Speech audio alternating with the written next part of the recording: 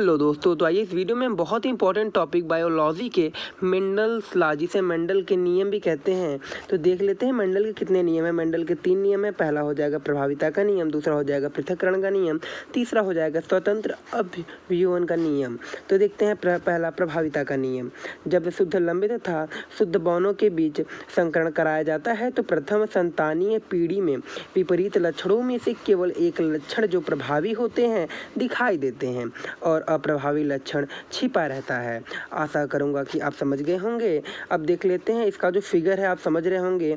जब शुद्ध लंबा पौधा जिसे कैपिटल टी शुद्ध बौना पौधा जिसे स्मॉल टी में क्रॉस कराया जाता है तो में कैपिटल टी स्मॉल टी प्राप्त होता है। ठीक है, अब देख लेते हैं दूसरा नियम जिसे पृथक्करण का नियम कहते हैं।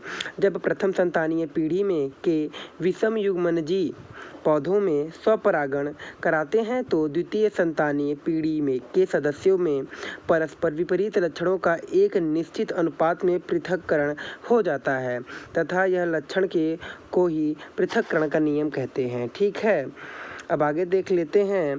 प्रथम पीढ़ी के साथ साथ रहने पर प्रथम पीढ़ी में साथ रहने पर भी लक्षणों का आपस में मिश्रण नहीं होता है और युग्मक निर्माण के समय ये लक्षण पृथक हो जाते हैं।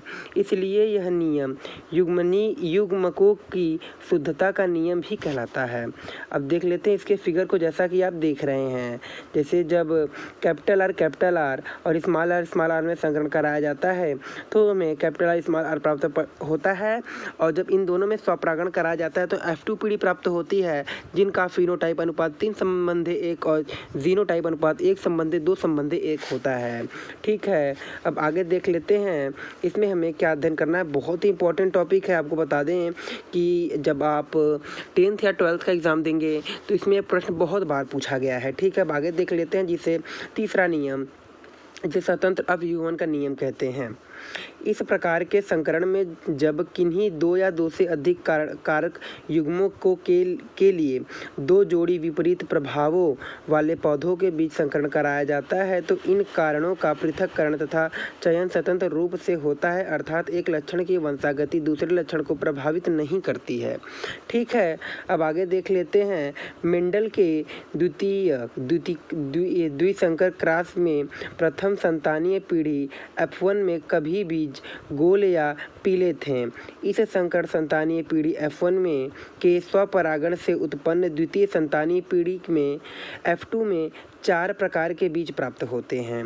ठीक है, F2 पीढ़ी के संतानों में 2 लक्षण गोल आकार व पीला रंग तथा झुर्रीदार आकार व हरा रंग संकरण से प्राप्त F1 पीढ़ी के अलग अलग लक्षणों से के प्रभाव पृथक हो गए तथा F2 पीढ़ी में ये स्वतंत्र रूप से संयुक्त होकर प्रकट हुए। इस कारण झुर्रीदार बीजों के साथ पीला रंग भी और गोल बीज के साथ हरा रंग भी प्रकट हुआ।